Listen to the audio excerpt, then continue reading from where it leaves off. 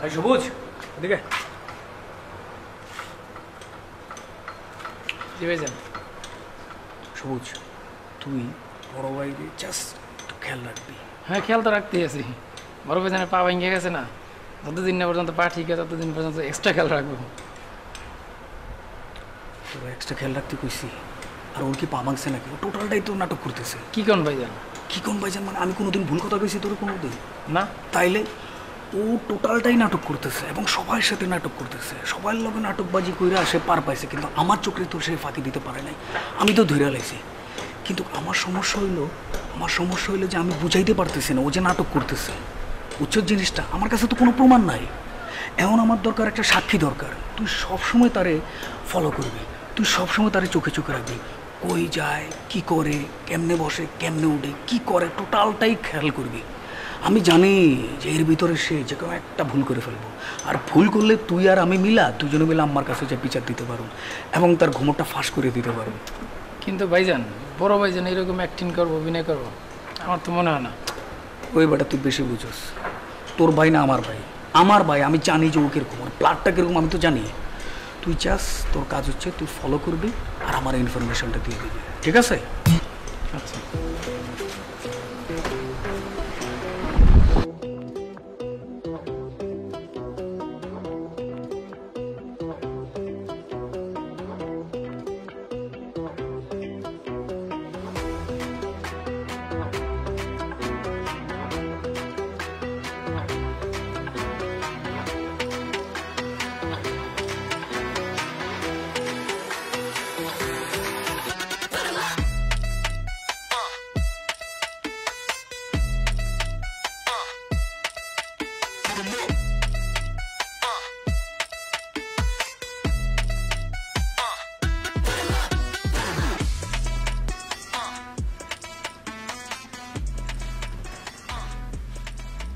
আমার একটা খবর আছে।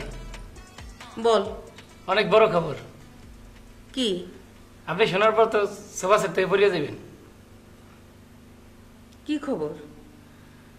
আমার পুরস্কার দিয়ে দেবো খবর শোনার পর। তুই কি এমন খবর লয়ে এসো যে এত ঢং করতেছ? কি খবর বল। খালাম্মা, আমরা সবাই জানি বড় ভাইজান অ্যাক্সিডেন্ট করছে। বড় ভাইজান অ্যাক্সিডেন্ট করে নাই। বড় ভাইজানের পায়ে যে ব্যান্ডেজ, ওইটা ফাউল, ভুয়ামি। কি? আমার নিজের চোখে দেখছি। বড় ভাইজান আপনার মতন আমার মতন হাঁটাচলা করে। হ্যাঁ, তোর কি মাথা খারাপ হয়েছে? তুই সব কি বলতে বল কইতেছ? আপনার বিশ্বাস হয় না? চলেন আপনি আমার সাথে চলেন, আমার কিন্তু পুরস্কার দিতে হইব।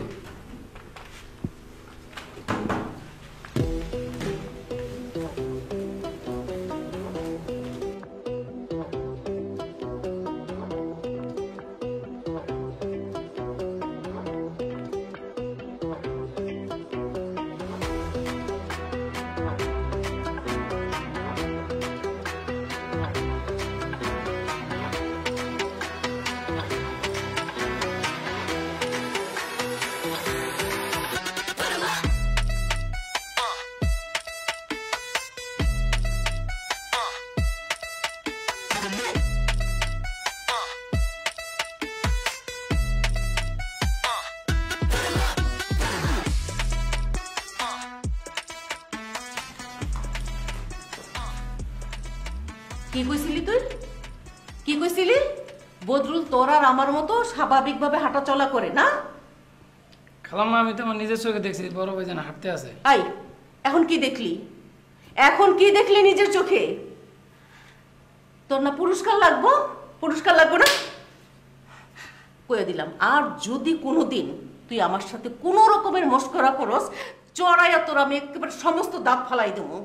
খালাম্মা, আমি তো ওই সময় ঠিকই দেখছি। চুপ চুপ, আর একটা কথাও না। আর একটা কথা কবি তো চড়ায় শুধু দাঁত ফালাবো না, একটা সোজা বাড়ির থেকে বাড়ি করে দেবো। যা পাজি জানি কোরআনকার।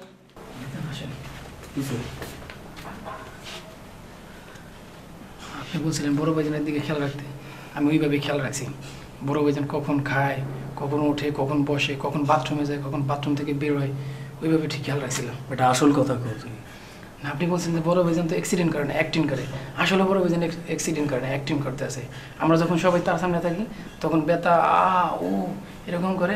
আর যখন আমরা চলে যাই তখন বড় ভাইজান তার নিজের মতো চলে, তখন পা পা হাত দিয়ে পা নাড়ায়, এরকম ব্যায়াম করে, এইভাবে করে আর কি। তুই এই কথা কি কারোর বিশ্বাস? হ্যাঁ, আমি তো দেখার সাথে সাথে খালাম্মা ডাক দিয়ে নিয়েছি, কিন্তু খালাম্মার দেখার সাথে সাথে সে আবার আগের মতো নয়, অ্যাক্টিং শুরু করে দিয়েছে, বেতা বুতা। পরে তো খালাম্মা আমার মার দিছে আর বকাঝকা করছে। বেটা তোরে আমার দেয়াইতে কইছি, আমি তো কইছিলাম তুই যদি দাস আমার ইনফর্ম করবি, তুই পাকনামি করলি কেন? পণ্ডিত হয়েছিস বেটা, বেটা। আচ্ছা ঠিক আছে, আমি আবার আগের মতো খেয়াল রাখবো, যখন ওরকম দেখবো সাথে সাথে আপনাকে ফোন দিয়ে দেবো। তোর আর ফোন দিতে কোনো কিছু করতে পারো, যা কিছু আমারই করতে হবে।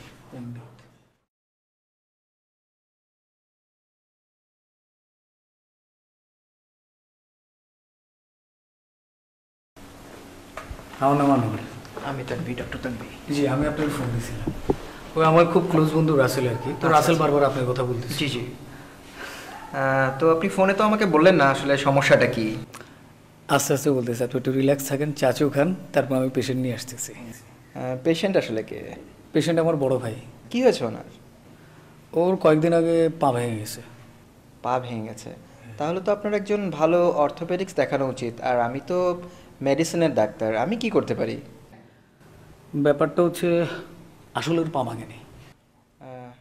আপনি একবার বলছেন পা ভেঙেছে, একবার বলছেন পা ভাঙেনি। আসলে সমস্যাটা ঠিক বুঝলাম না, আপনি একটু বলবেন কি? সমস্যাটা ও আসলে বলতেছে ওর পা ভাঙছে, আসলে ওর পা ভাঙেনি। ও একটা ভুয়া প্লাস্টার ইউজ করে টোটাল ফ্যামিলিতে বোকা বানাইতে চায়। তো এখানে আমি কি করতে পারি?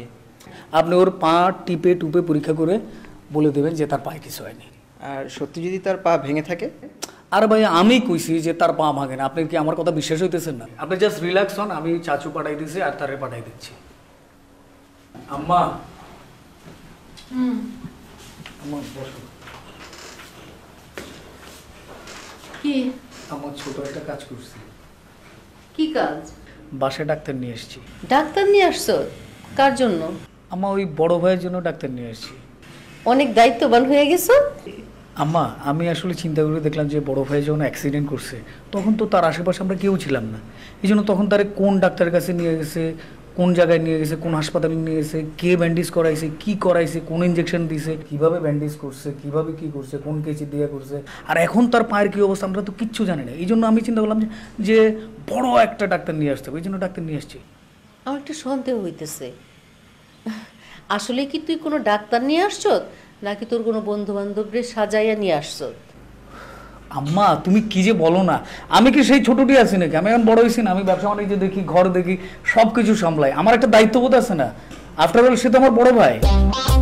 আম্মা শোনো, আমার তো কপাল সারা জীবনই খারাপ, আমার বড় ভাই আমারে দেখতে পারে না, তুই চোখেই দেখতে পারে না, আমার কথা তো সে শুনবে না। ডাক্তার ড্রয়িং রুমে আছে, তুমি তার চাস বুঝাইয়া শোনায় ডাক্তার দেখাও। আচ্ছা ঠিক আছে, আমি দেখতেছি। রিমো, রিমো, আমার একজন ডাক্তার নিয়ে আসছে বদরুলের পাটা দেখানোর জন্য।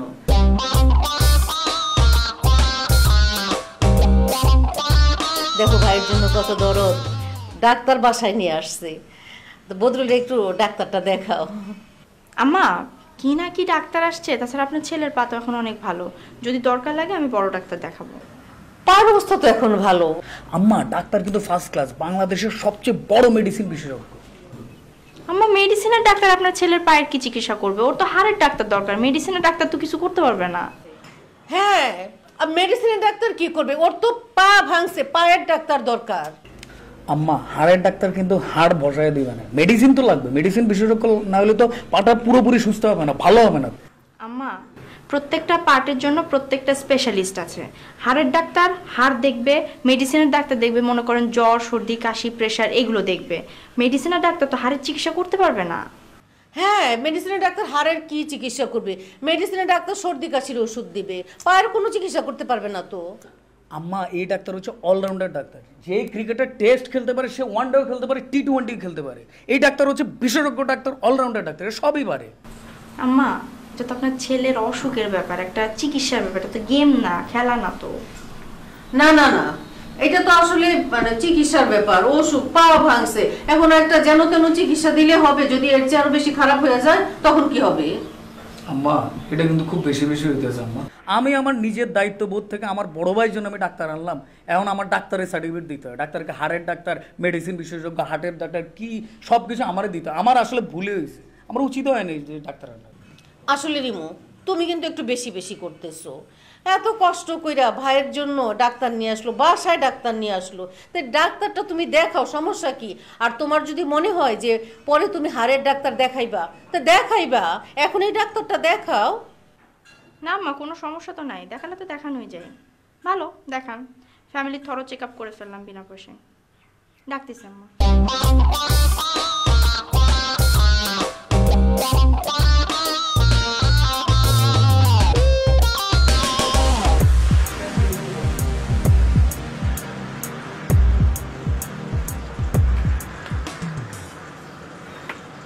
এতক্ষণ কি করছো আমার রুমে? যাও, কই তোমার চেক আপের জন্য ডাক্তার আসছে। ডাক্তার মানে? আনোয়ার তোমার চেক আপের জন্য ডাক্তার নিয়ে আসছে। ওর ডাক্তারকে আনতে বলছে?